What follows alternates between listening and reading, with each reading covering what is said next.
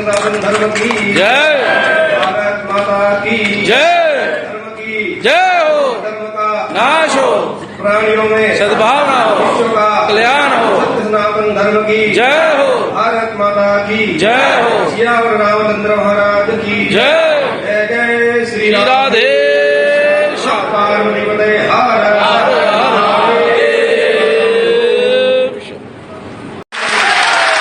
जय श्री राम।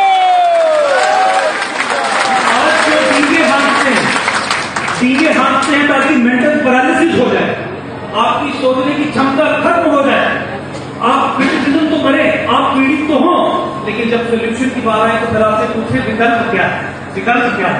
आज मैं आपसे पूछता हूं, क्या विकल्प है,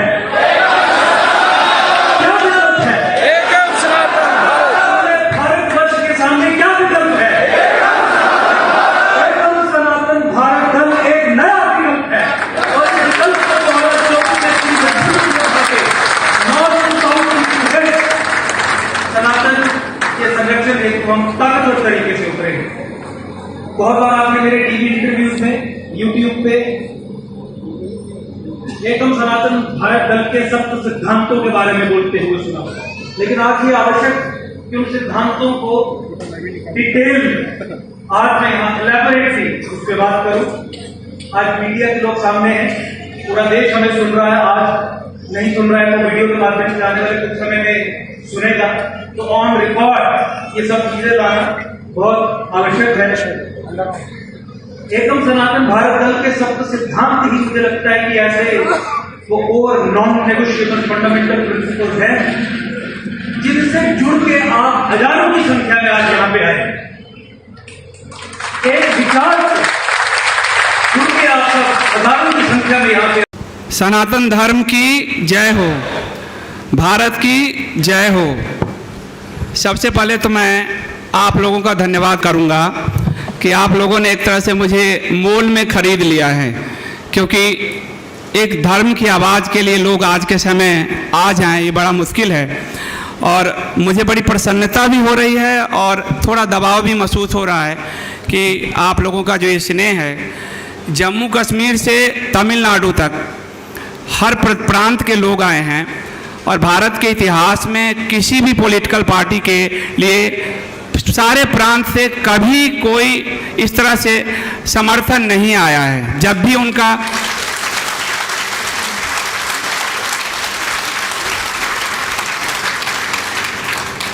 कांग्रेस का जब गठन हुआ था तो एओ ह्यूम ने कमरे में ही कांग्रेस का गठन कर लिया था।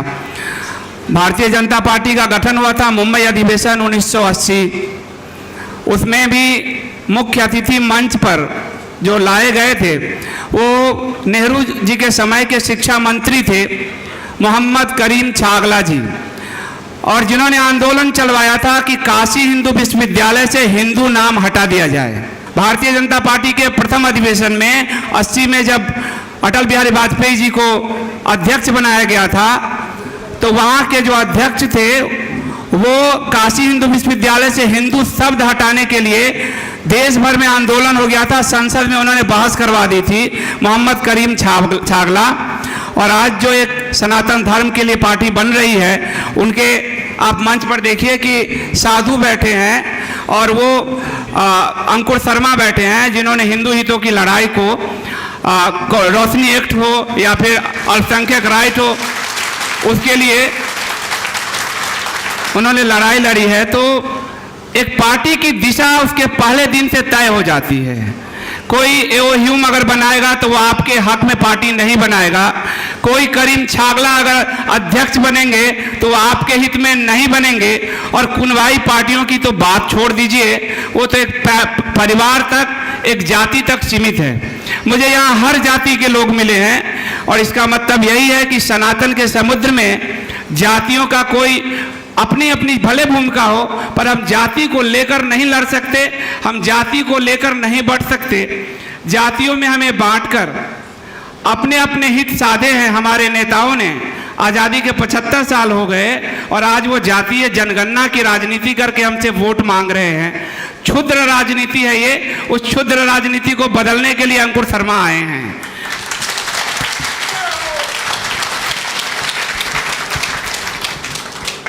तो मैं आप सबका, इसलिए मैंने आप सबको कहा कि आप सब ने मुझे, आज से जितने लोग हैं, मैं आपके फैमिली का मेंबर हूं, आप सब ने मुझे मोल खरीद लिया, क्योंकि आप जम्मू कश्मीर, तमिलनाडु, बिहार, झारखंड, बंगाल, उड़ीसा, मध्य प्रदेश, राजस्थान, हिमाचल प्रदेश, उत्तराखंड में तो हम हैं ही, और मध्य प्रदेश, महाराष्ट्र, कर्नाटक, केरल, आपसे कहें तेलंगाना, आंध्र प्रदेश, और जो भी नाम मेरे छूट रहे हैं मुझे क्षमा करते हुए, क्योंकि सारे सदस्य हमसे मिले हैं। और भारत के इतिहास में कभी भी किसी पार्टी का जो गठन हुआ वो इतनी बड़ी संख्या और इतने बड़े समर्थन से नहीं हुआ, इसका श्रेय आप लोगों को जाता है।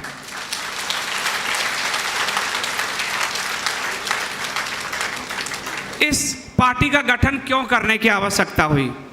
हम सब आज़ादी के 75 साल बाद हो गए, 75 साल, अभी अमृत महोत्सव मना रहे थे हम। हमें कहा गया कि अमृत महोत्सव में सबको घर मिलेगा, अमृत महोत्सव में जम्मू के जो कश्मीरी पंडित हैं उनको बसा दिया जाएगा। ये गृह मंत्री का बयान है, मेरी बात पे अगर भरोसा ना हो तो आप सर्च करें। पर अमृत महोत्सव पे हमें थमा दिया गया चीन निर्मित झंडा कि आप इस झंडे से मन बहलाइए, और अमृत महोत्सव पे हमें थमा दिया गया झंडा का कोड बदल दिया गया। कोड जो झंडे की सूचिता होती है, जो खादी का झंडा बनता था, वो पॉलिस्टर और टेरिकॉट के झंडे बनने लगे, और वो धंधे भी दिए गए किसी एक समुदाय को, और हम और आपने झंडे फहरा कर अपने आप को सांत्वना दे लिया कि हम अमृत महोत्सव मना रहे हैं। क्या कश्मीरी पंडित बच गए घाटी में कि हम अमृत महोत्सव मना रहे हैं? क्या हिंदुओं को राइट मिल गया कि हम अमृत महोत्सव मना रहे हैं? क्या संविधान में हमें समानता का अधिकार मिला कि हम अमृत महोत्सव मना रहे हैं? हम किस बात का अमृत महोत्सव मना रहे हैं? क्या अपनी बर्बादी का अमृत महोत्सव हम मना रहे हैं? ये हमारी बर्बादी हमने खुद लिखी है, क्योंकि हमने अपने नेताओं, अपने पार्टियों पे भरोसा किया, स्वयं पर, अपने धर्म पर भरोसा नहीं किया। और इसीलिए शायद 75 साल हो गए हमें, और संविधान में वर्णित समानता का जो अधिकार है अनुच्छेद 14, वो भी हमें नहीं मिल पाया, और हम कहते हैं कि हम हिंदू राष्ट्र बना लेंगे। ये कैसे संभव है? ये संभव ही नहीं है। आपने अभी इस समय देखा 2022 में, अभी आपने देखा उत्तर प्रदेश में अतीक अहमद जो मारा गया, किसी एक इस्लामिक कंट्री में उसके लिए संसद में आवाज उठी, उनकी ठीक है, उनके भाईचारा है, उठा सकते हैं वो, पर 22 में आपके 6 हिंदुओं के गले कट गए नुपुर शर्मा के मामले में। आपने तो कहा हमने हिंदू पार्टी को वोट दिया, हिंदू सांसद हैं, सारी पार्टियों को मिला लीजिए तो करीब 750 सांसद होते हैं आपके लोकसभा और राज्यसभा में, हिंदू नाम वाले तो बहुत होंगे। एक सांसद ने मौन व्रत रखा आपके लिए? एक सांसद बताइए मुझे, मौन व्रत रखा आपके लिए? एक सांसद ने आपके लिए आवाज दी उसमें कि हमें ये भारत में हम क्या देख रहे हैं, क्या ये शरिया लागू है इस भारत में? एक सांसद नहीं बोला, और आप उस सांसद के पीछे अपने जीवन बर्बाद कर रहे हो, उस पार्टी के पीछे अपना जीवन बर्बाद कर रहे हो, जो आपकी मौत पर बंगाल में 7,000 महिलाओं का यौन शोषण हुआ है। एक पार्टी बोला कोई आपके लिए? फिर किस चीज का आप अमृत महोत्सव मनाते हो? एक महिला, मैं आपको बता रहा हूं, बंगाल की, 7 बार उसके साथ गैंग रेप हुआ, और उसने मदद मांगी, जो विपक्ष की पार्टी बड़ी बनती है, मदद नहीं की। जिन लोगों ने उसके साथ किया, अंत में उसी पार्टी के साथ उसको समझौते करने पड़े, क्योंकि इसका जीवन दांव पर लगा हुआ था। तो इस स्थिति में आप अमृत महोत्सव मनाओगे जहां हमारी माएं, हमारी बहनें सुरक्षित नहीं है, और सुरक्षित नहीं है, उनके दर्द पर एक आवाज तक नहीं निकलती, और सवाना आदमी के मोच पर उनके कलेजे ढल जाते हैं। क्या इसलिए हम अमृत महोत्सव मनाएंगे?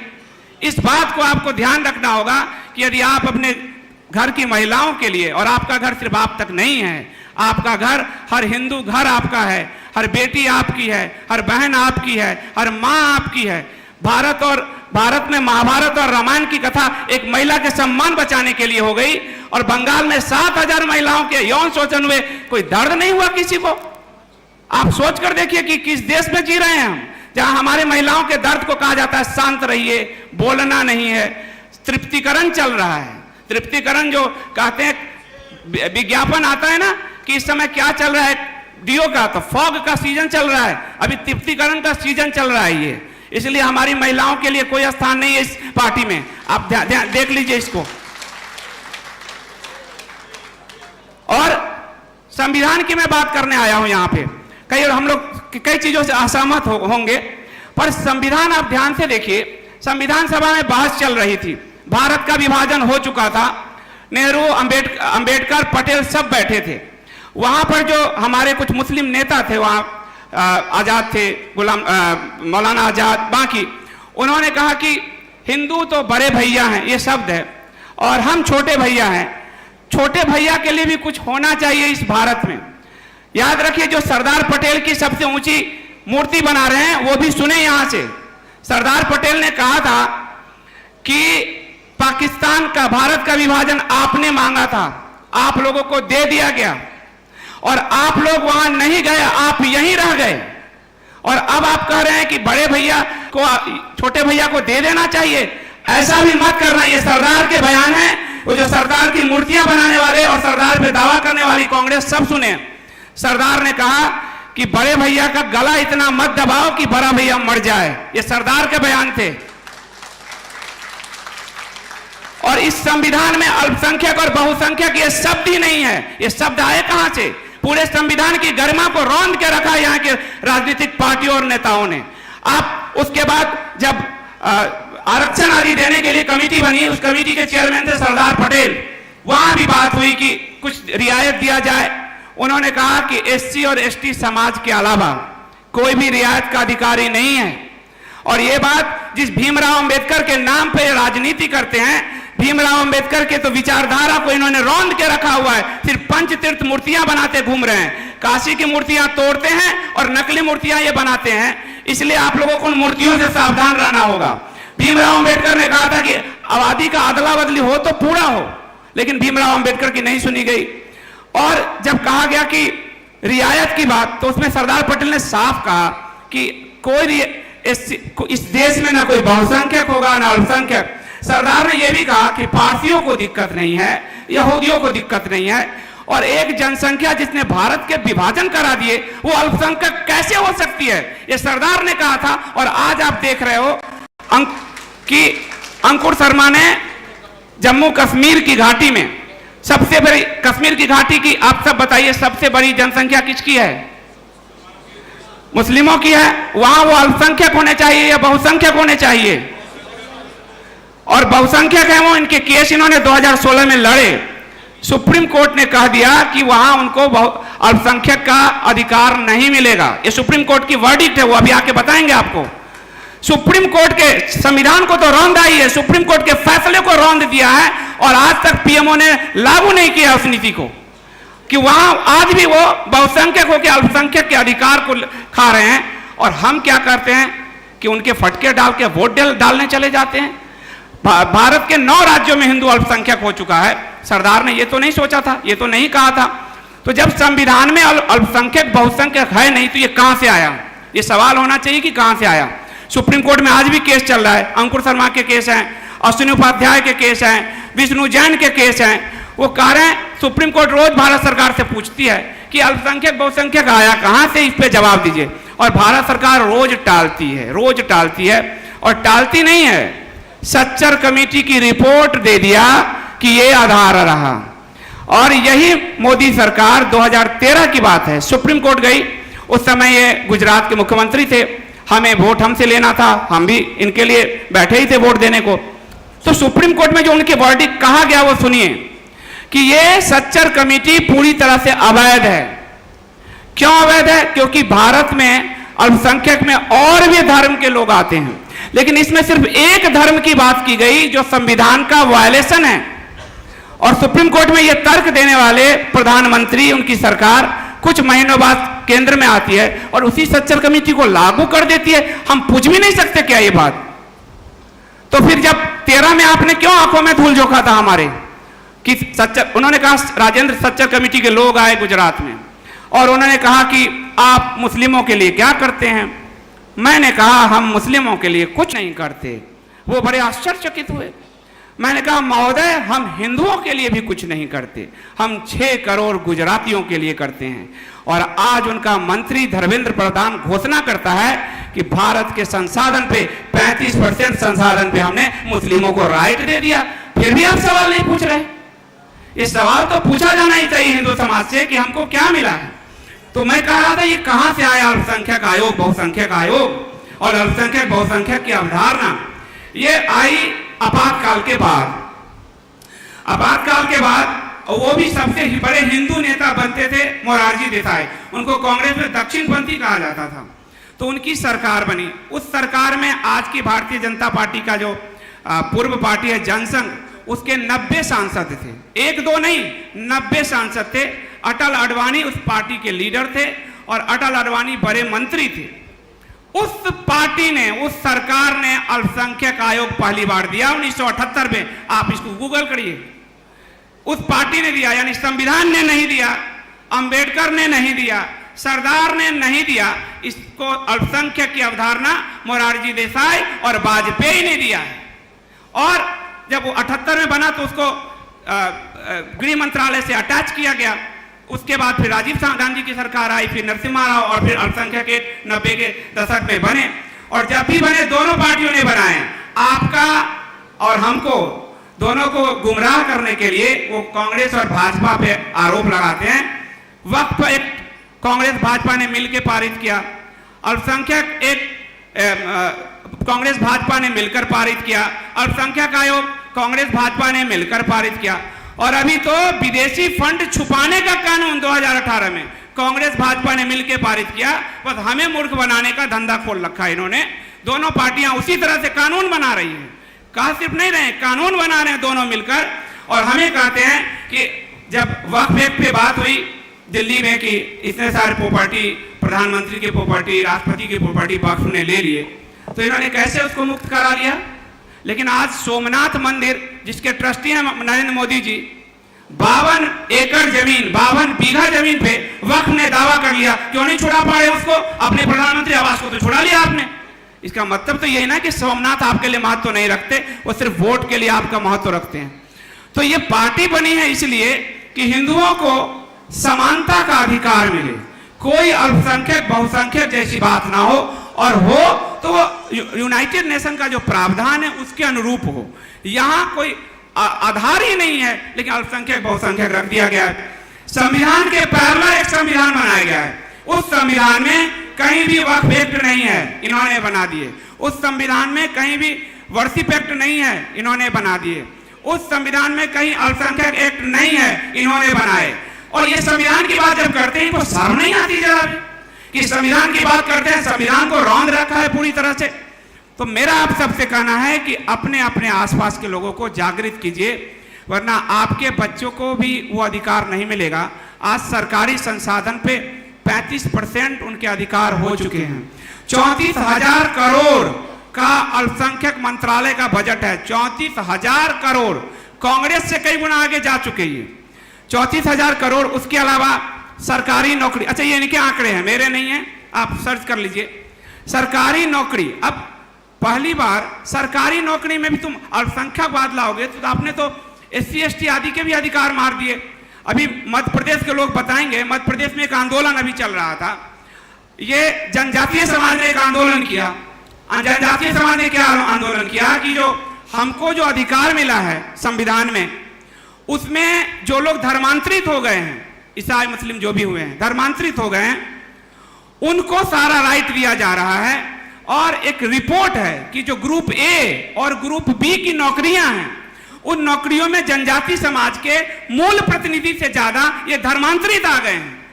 आप सोचकर देखिए, हमारे और जनजाति समाज के सिर्फ राष्ट्रपति जी को एक प्रतीक बनाकर उस, और वो कब से मांग रहे हैं, 70 के दशक से ये आंदोलन चल रहे हैं, कितनी पीढ़ी खप गई होगी, लेकिन आज तक उनको राइट नहीं मिला है। छोड़ दीजिए, जस्टिस बालाकृष्णन पैनल बना दिया इन्होंने कि SC ST के अधिकार में से जो धर्मांतरित लोग हैं उनको भी अधिकार देंगे। धर्मांतरण का कॉन्सेप्ट नहीं था, और था कि जो भी धर्मांतरित होंगे उनको राइट नहीं मिलेगा।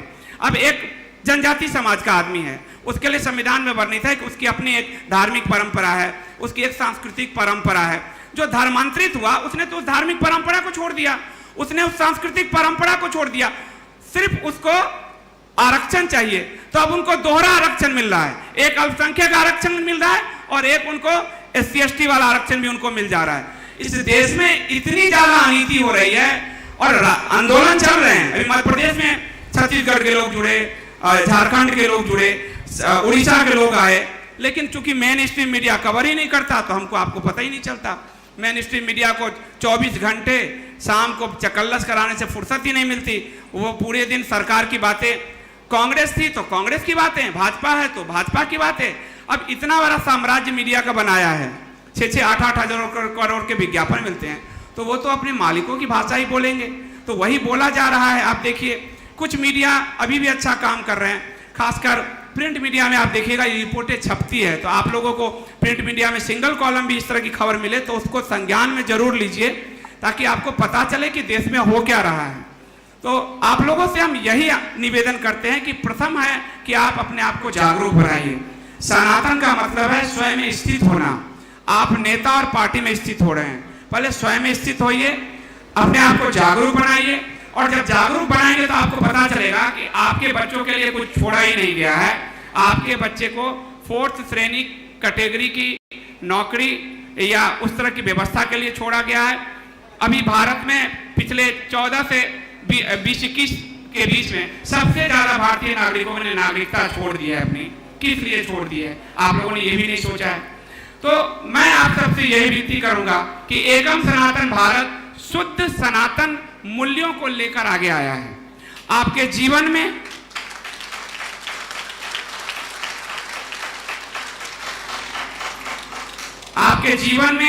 आपके समाज में, आपकी राजनीति में जब तक सनातन मूल्य नहीं होंगे आपका विकास नहीं हो सकता।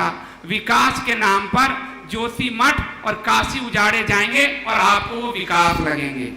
विकास के नाम पर आपके संसाधनों पे 35% किसी और को अधिकार दिया जाएगा और आपको वो विकास लगेगा। और इसलिए आप सबसे अनुरोध है कि आप लोग एकम सनातन भारत को अपना पूरा सपोर्ट दीजिए और सनातन मूल्यों की राजनीति में जो आवश्यकता है उसको परिपूर्णित कीजिए। बाकी आपको पार्टी के अध्यक्ष अंकुर शर्मा जी बताएंगे ही, और जो हमारा सेकेंड सेशन होगा उसमें सारे मेंबर्स जिनमें जो क्षमता है उन क्षमता को हम तराशेंगे, उस क्षमता के हिसाब से हम आगे बढ़ेंगे। लेकिन सबसे यही विनती है, आखिरी विनती है, ये बहुत संक्रमण काल है, सेकुलरिज्म जैसे धतूरे से क्यों खाकर या उससे बाहर निकलिए। सनातन धर्म से सुंदर कोई धर्म नहीं है, वो सबको जीने का अधिकार देता है। सेकुलरिज्म के नाम पर भारत ने आपके अधिकार छीने हैं, भारतीय स्टेट ने आपके अधिकार छीने हैं। इस चीज को समझने की आवश्यकता है, और अगर आप समझ गए तो एकम सनातन भारत की जो यह यात्रा है उसको कोई नहीं रोक पाएगा। एक समय ऐसा आएगा, मुझे आप लोगों को देखकर ये विश्वास है और भगवान विष्णु पर कि उन्होंने ये एक तरह से समय समय पर लोगों को आगाह हमेशा किया है। लोग अगर ना समझ पाए तो अलग बात है कि एक समय ऐसा आएगा कि एकमात्र जो ये देश हमारा हिंदुस्तान था उसकी गरिमा हम पुनः बहाल कर सकेंगे। इसी के साथ मैं अपनी वाणी को विराम देता हूँ। बहुत बहुत धन्यवाद।